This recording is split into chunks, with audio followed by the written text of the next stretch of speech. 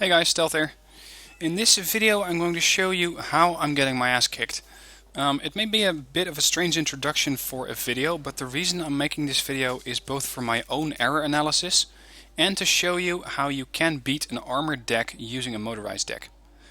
I was using the Soviet-Korean Armored Alliance, or the Soviet-Korean Alliance armored deck specialization, because I'm still trying to get a good deck video or a good gameplay video using that deck. So Jaeger, you're probably watching. Again, I couldn't pull it off. I just cannot get this deck to work for me. I'm probably not aggressive enough with an armored deck. Anyway, we're here on Plunjin Valley, and in this situation I'm using the armored deck and a little bit from the wrong side. I feel that starting on this end where blue 4 is spawning is a bit better for an armored deck, as you have a lot more open terrain. The way that you can use an armored deck on this end is setting up tanks over here, but that's too close because you want to get Foxtrot and Delta and Alpha preferably. This is a good position for tanks. This is a decent position, although it's not easy to operate here. This is a decent line of sight, although it's pretty damn short, and units like infantry can hop across, making life for your deck very damn difficult as you're using an armored deck, because there's some very high-end infantry with very high-end AT capacity. So what I'm going to start off with, let's switch it off to my view, is two BMP-1Ds, infantry with grenade launcher vehicle, BMP 685, hang on, I'm going to change this later, so let's skip it up ahead, because my ally decided he was going to go into Alpha. For the middle I don't have a lot really. I have two Type 63 reconnaissance units. They're not the best, but they are cheap, and I didn't have that many points. Got a BMP 1K to make sure I can command this area, which gives me a +4 income. And for the left, which is this little town in Fedor, I got my infantry. I got one 685 BMP, very cheap vehicle. T-64B tank, not the most high end, but again I didn't have that many points. Two Type 63 recon vehicles, Tunguska and a Bereuza AA. Now Blue 4 is using a motorized deck, at least one of them, so let's see what they started off with. We got a stalwart, or a fleet of stalwarts here, Saxons reconnaissance unit, or a reconnaissance infantry inside. Another team of those on this flank, and they already got SAS here, which landed by Hilo. I'm going to keep the replay on general here, so on neutral position, so you can see what exactly happened. And at this point I have no visual on these guys yet, but you can see how quickly these guys are traversing the open field with a speed of 100 kph and getting into a position where the infantry is best. Namely, in a position where you can spot the enemy, where you can use the cover, and particularly this was an interesting event. My CV got spotted by these two Puma helicopters, which are more or less a throwaway unit now that they have landed their infantry. They have a very high veterancy, but that doesn't really help them. And I just did not have any AA in position to shoot them down. So what happened here is that he spotted my BMP-1K. I am moving it away, but this was even more interesting. Watch what happens with this KF-5. This is an air superiority fighter, mind you.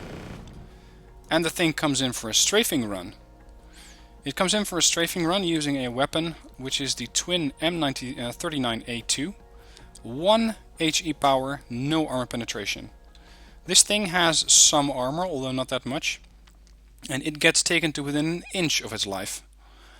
It only has 2 blocks of health left, and I am trying to get it to safety, and I got a couple of Mi-24As from my ally coming in to support me here. But of course, with those SAS lurking about, these guys are probably going to go down fast, and they could have also used artillery on this unit. I bring in a Bereuza once I saw those helicopters, and he does do some damage to this aircraft, but not enough to kill it. Finally, this Bereuza manages to get the kill, and now I realize that we're in a lot of trouble because there's a lot of infantry in these forests. Gurkha 90s with high-end AT capacity, SAS with AT4s and Stingers, starting to take down these helicopters, by the way. They got more units over here, which they're probably not using because they're too busy micromanaging these guys. Can't really blame them.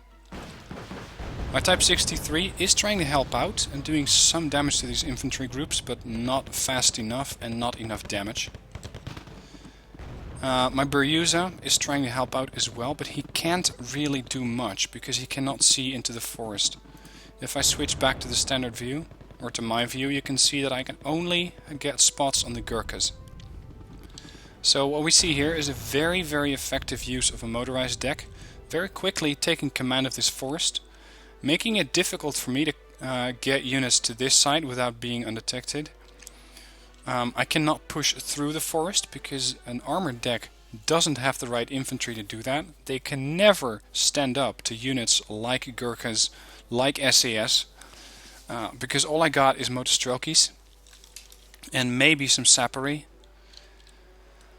So what I was trying to do here was bring in units which can help me, napalm tanks.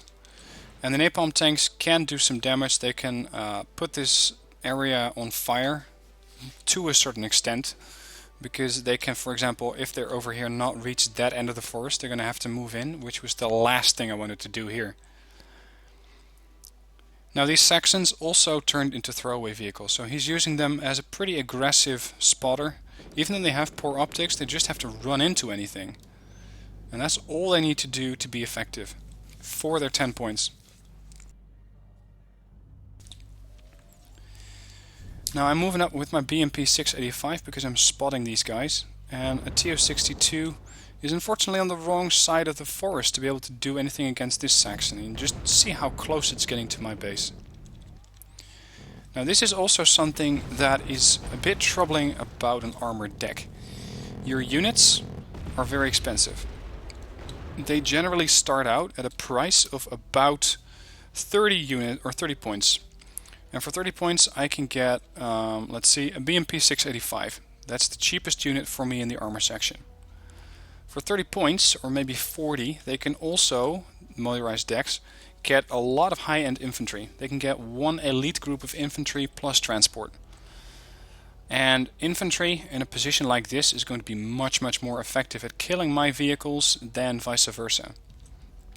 So that's why I'm trying to bring in napalm vehicles, which is at this point the only thing I can think of, because I don't have any good bombers which are cheap. I do have the B5 in this deck, but it is not very cheap. It's a 160 point bomber.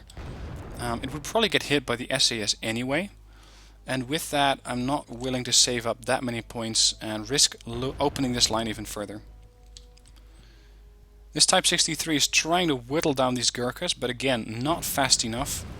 They're losing 3 guys every time this thing fires, but they're going to make it into the cover of this tree line quick, at which points I lose them immediately. So I'm keeping my distance with the Berjuzas, trying not to get one shot, preferably. And with this napalm tank I'm just trying to get some sort of napalm field in position. But these Gurkhas are just standing in the woods here, probably laughing their ass off because it's not hitting them at all. It's not even anywhere close. Now, they also have Gurkhas over here. They got special boat service, so they got reconnaissance. More stalwarts are arriving. They got special boat service here, which got heavily damaged by, I think, the Tunguska with their autocannon.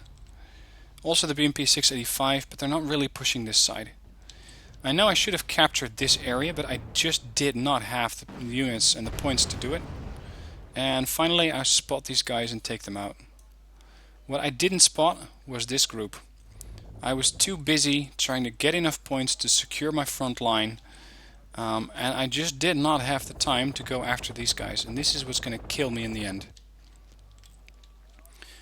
I could have put up a recon chopper here for 30 points or 40 points and spotted them, but again, I just did not have the time to do it. Now over here my napalm tank is getting a bit too close, so I'm pulling it back. It is shaken, so it got hit by something.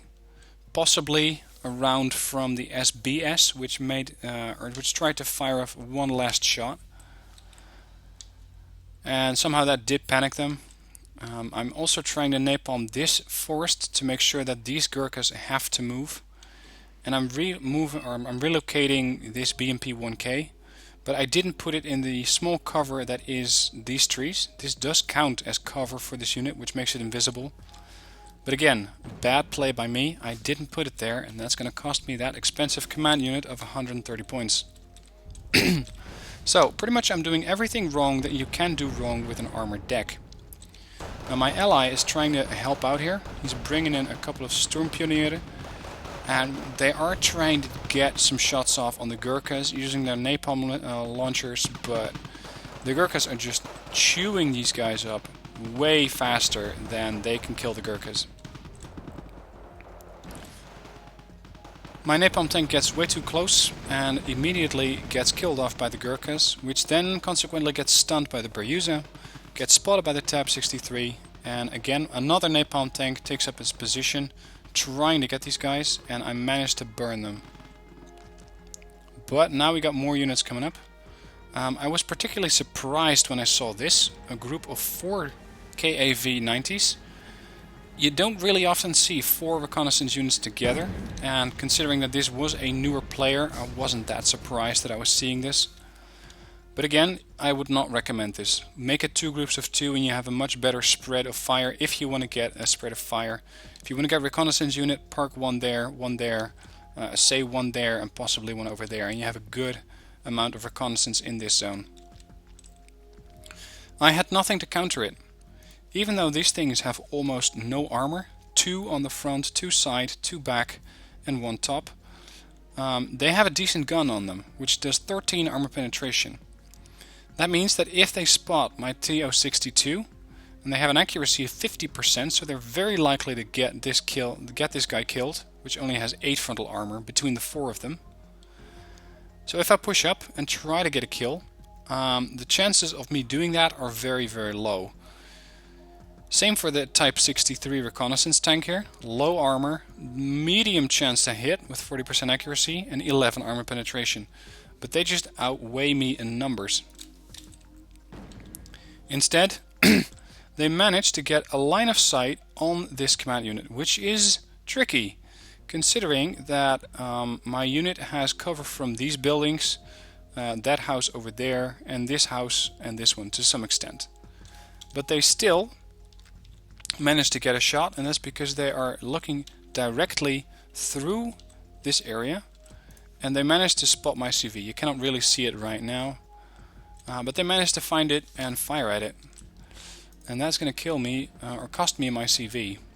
You can see they're pushing up very quickly as well, and there goes my CV, 130 points down. At this point we are really going down the drain quick. I don't have command of this zone, so no income from Fedor. My ally has a command vehicle in here, in Anna, but so does Blue 4, which means that the zone doesn't award anyone any income. And I don't have enough points to hold the line and get points for another CV. So I am really getting screwed here. So this was an excellent play by Blue 4.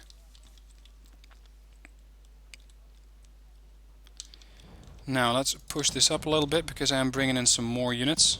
Since there's a lot of infantry, I thought about bringing in these BMP-1Ds with their grenade launcher, and I thought that the Motorized would also help out. But you can see that they can just land units here by helicopter with ease because I got no AA. Nothing at all. Motorschützen from my ally get taken down as their vehicles get destroyed over here, and they have to walk into the town, which is going to cost them almost 25 guys here. Transport gets destroyed. Now I finally managed to get a kill on a couple of these KAV-90s with the BMP 685. My ally does a bombing run. Let's see if that thing's going to hit. It does hit, but it's napalm, so it's not going to do a ton of damage to this unit. Now, and this forest is just completely controlled by Blue 4.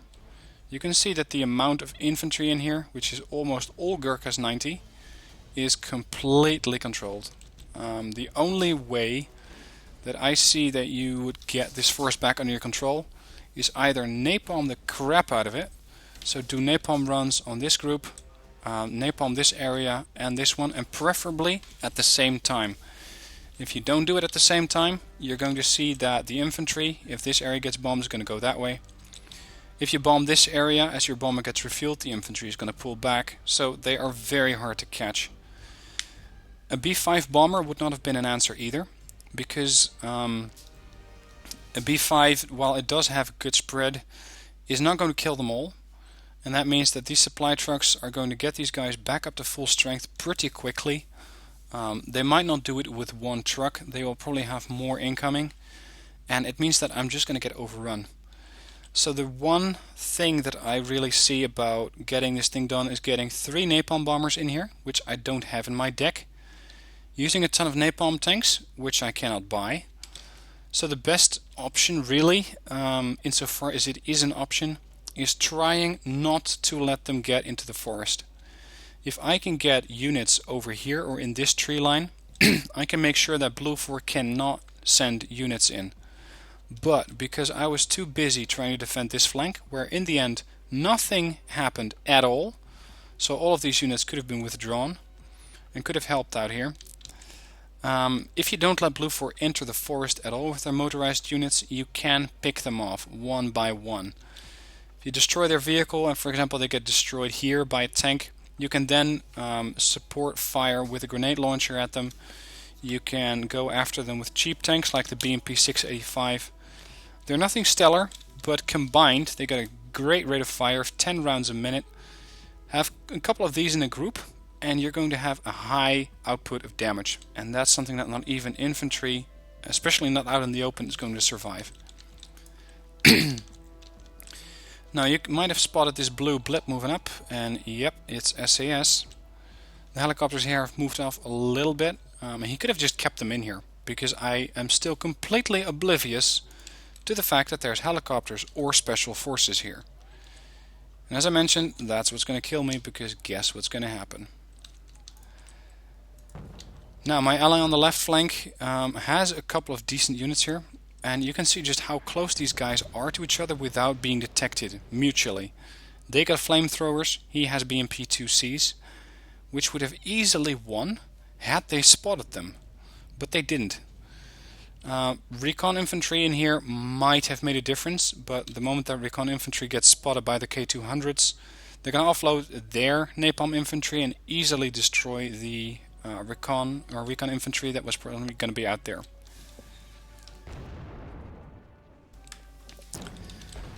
So BMP 685 doing a duel with the KAV, not exactly winning it, and I'm trying to get a reconnaissance helicopter in here, doing a flyby, trying to spot these units, but they are very hard to find, as you can see. I'm now spotting them and trying to get a couple of shots on them with the T-64B, which I brought in. Initially to deal with those KAV-90s, but almost all of them are dead. So I'm still trying to find whatever infantry's out here, while the real threat is slowly creeping up my flank right into the FOB over here, or at least the operating base. And moreover, this is going to be the last command unit that we have. It does not often happen to me that I lose my last command unit, but in this situation it will. Because this command unit is going to get taken down by a combination of Gongbyong, napalm infantry and K200s. These guys finally show up to defend their command vehicle, but it's too late. The command vehicle already got destroyed. And as you're going to see, the game is only going to last 1 more minute, and that is because the Spetsnaz have, sorry, not the Spetsnaz, the SAS have arrived. They are going to go after my command vehicle. So in this replay I did pretty much everything wrong that I could have done wrong. I lost a ton of forces. I let infantry get into this forest, although I don't really see how I could have prevented this. I have a lot of vehicles, a lot of armored units like tanks and stuff, but it's hard to get them into position fast enough to make sure that they can make a real difference here and try to stop these guys before they arrive. So here we go. I'm going to speed it up a little because not a lot happens over here. SAS come in, kill the vehicle, and while the point score hasn't been reached and the timer hasn't been reached, it's my last command vehicle. So with all the command vehicles on the map dead, I lose the game. And my score is terrible. 490 kills, mostly infantry, maybe some transports here and there. Losses 1100. My ally, same deal, 315 in kills versus almost 1100 in losses. And Nicholas over here, he was using the motorized deck, did a great job, and so did his ally. So, this is how you kill an armored deck using a motorized deck. Again, I could have done a lot better, but I was not playing my A game here. I was a bit distracted, I was annoyed yesterday, so I just couldn't get to play a good game, and I was actually pretty close to rage quitting after this game. So, with that, take it as a lesson, don't let it happen to you. Try to find a way to make sure that a motorized deck cannot make use of its advantage, which is high-end infantry at an extreme training level, which is almost all elite in forests.